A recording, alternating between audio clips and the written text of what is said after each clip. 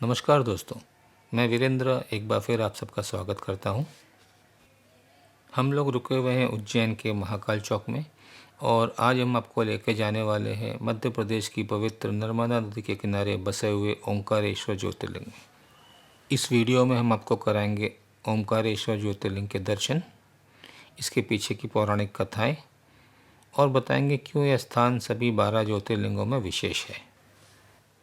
उज्जैन से ओंकारेश्वर की दूरी तकरीबन 150 किलोमीटर है।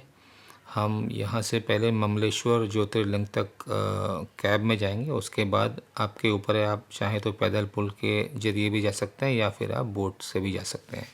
तो आइए चलते हैं आगे।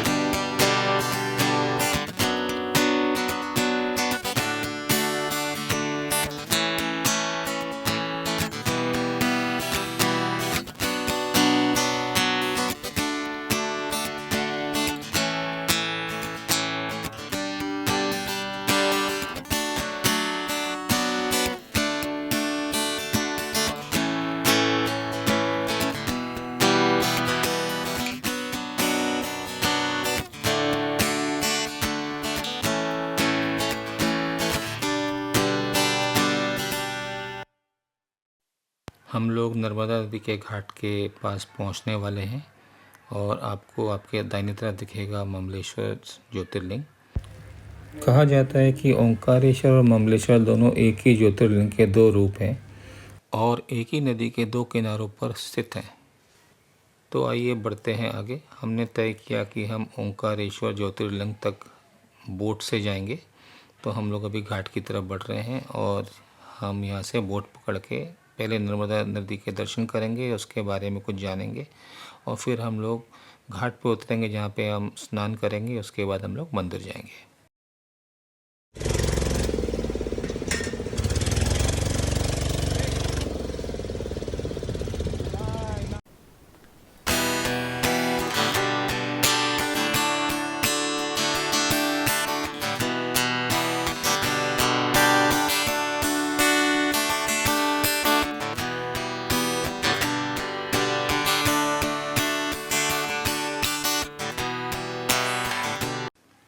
कहते हैं कि नर्मदा नदी के दर्शन मात्र से सारे पाप धुल जाते हैं और जब आप ओंकारेश्वर जैसे पवित्र स्थान पर नर्मदा नदी में स्नान करते हैं तो उसका महत्व कई गुना बढ़ जाता है।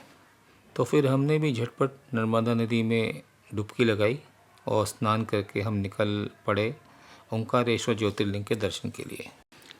क्या आप जानते हैं मध्य प्रदेश के अलावा ओंकारेश्वर ज्योतिर्लिंग और किधर है?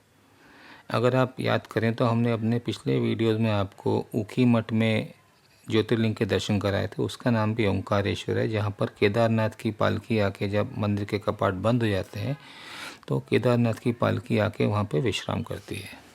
सबसे कमाल की बात तो ये है कि दोनों ओंकारेश्वर मंदिर जो कि मध्य प्रदेश में और ऊखीमठ में है, दोनों का निर्माण राजा मांधाता ने ही करवाया था।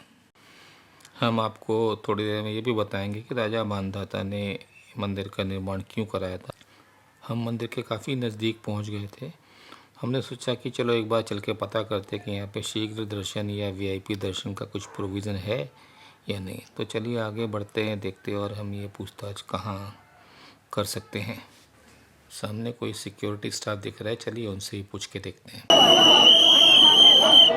शीघ्र दर्शन की पावती कहाँ से मिलती है? बंद है वो। बंद है।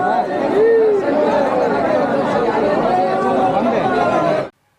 सिक्योरिटी स्टाफ से हमें मालूम पड़ा कि शीघ्र दर्शन बंद है और लाइन बहुत लंबी है। तो हमने सोचा चलो हमारे एक परिचित हैं, हम उनको फ़ोन लगाएं और उनसे कोशिश करके देखते हैं कुछ बंदोबस्त हो सकता है कि नहीं। तो चलिए हमारी बात हो गई है और हम उनके बताए हुए स्थान की तरफ जा रहे हैं और वहाँ से हमारे को एंट्री मिल जाएगी और हमारे दर्शन बहुत जल्दी हो जाएंगे। हाँ, तो हम लोग बात कर रहे थे राजा मानधाता के बारे में और इस जगह का नाम ओंकारेश्वर कैसे पड़ा। इसके पीछे एक बहुत ही रोचक पौराणिक कथा है। प्राचीन काल में इक्ष्वाकु वंश के राजा मानधाता हुए थे। उन्होंने यहाँ पर घोर तपस्या की और भगवान शिव को प्रसन्न किया। कथाओं के अनुसार राजा मानधाता ने भगवान शिव से वर मांगा कि वो उनके राज्य में निवास करें। भगवान शिव प्रसन्न हुए और उन्होंने ओंकार के पवित्र नाद के रूप में इस द्वीप पर स्वयं को प्रकट किया और इसी कारण इस स्थान का नाम ओंकारेश्वर पड़ा। और यह द्वीप जहाँ भगवान शिव ओंकार के रूप में विराजमान है, राजा मानधाता के नाम पर मानधाता द्वीप कहलाया। यह द्वीप नर्मदा नदी के बीचों बीच स्थित है, जो इसे एक प्राकृतिक और आध्यात्मिक सुरक्षा प्रदान करता है। नर्मदा नदी भारत की 7 पवित्र नदियों में से एक है और इसका उद्गम स्थल भी मध्य प्रदेश ही है। जैसा कि हमने आपको पहले बताया कि नर्मदा नदी के दर्शन मात्र से सारे पाप धुल जाते हैं। यहाँ के जल को अत्यंत पवित्र माना गया और कई भक्त यहाँ पे स्नान करके अपने आप को धन्य मानते हैं। ये नदी सिर्फ एक जल का स्रोत नहीं बल्कि यहाँ की चेतना का हिस्सा है, जो इस स्थान को और भी दिव्य बनाती है। वैसे एक मान्यता यह भी है कि नर्मदा नदी भगवान शिव के पसीने से उत्पन्न हुई थी। अब हम शीघ्र दर्शन वाले एंट्री गेट के पास पहुंच गए हैं। अगर आप देखेंगे तो इस मंदिर का निर्माण नागर शैली में हुआ था और इसकी वास्तुकला देखने लायक है, जहां पर दीवार पर आपको हर जगह नक्काशी मूर्ति एक अलग ही किस्म की नज़र आती है।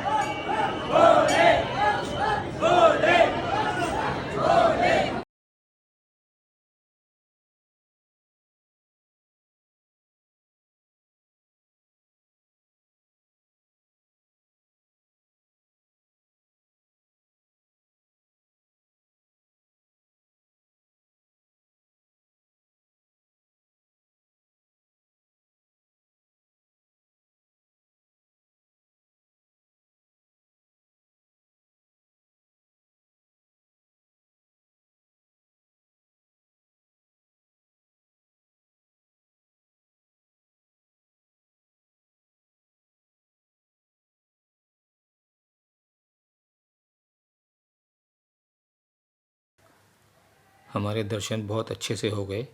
मंदिर से वापस जाते वक्त नीचे की तरफ एक बड़ा हॉल है, जहाँ पर आप रुद्राभिषेक करवा सकते हैं। तो हमने सोचा जब हम इतनी दूर आए हैं तो यहाँ पर रुद्राभिषेक भी कराकर चलते हैं।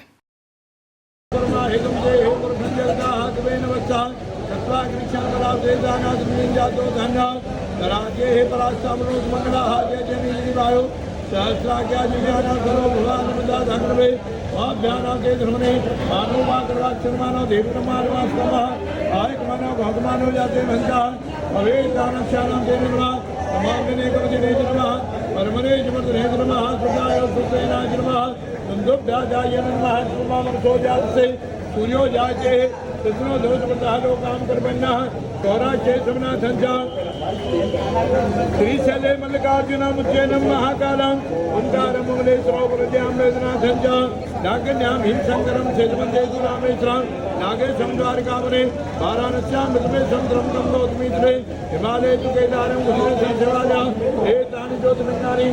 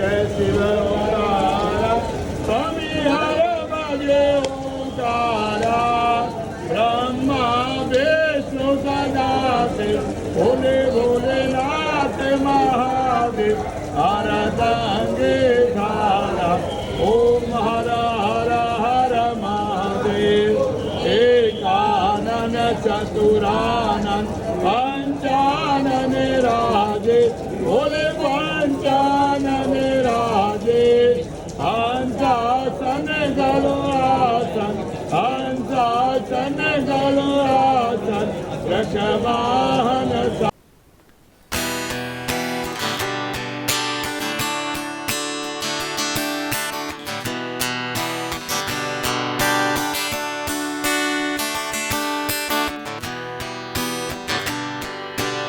ये देखिए मानधाता द्वीप का एरियल व्यू, जहाँ से आपको ये ओम के आकार का दिखता है।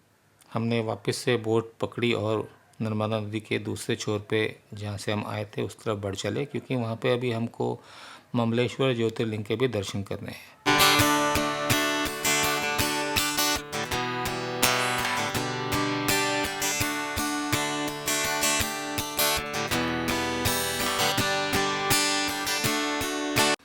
तो दोस्तों हम लोग पहुंच गए हैं ममलेश्वर ज्योतिर्लिंग के प्रवेश द्वार पर। माना जाता है कि इस ज्योतिर्लिंग के दर्शन से पापों से मुक्ति और आंतरिक शांति मिलती है। कहते हैं जो भक्त सच्चे मन से ममलेश्वर ज्योतिर्लिंग के दर्शन करते हैं उनके पिछले जन्मों के और इस जन्म के पाप धुल जाते हैं। यहाँ की ऊर्जा इतनी सकारात्मक है कि बड़े बड़े तनाव भी पल भर में गायब हो जाते हैं।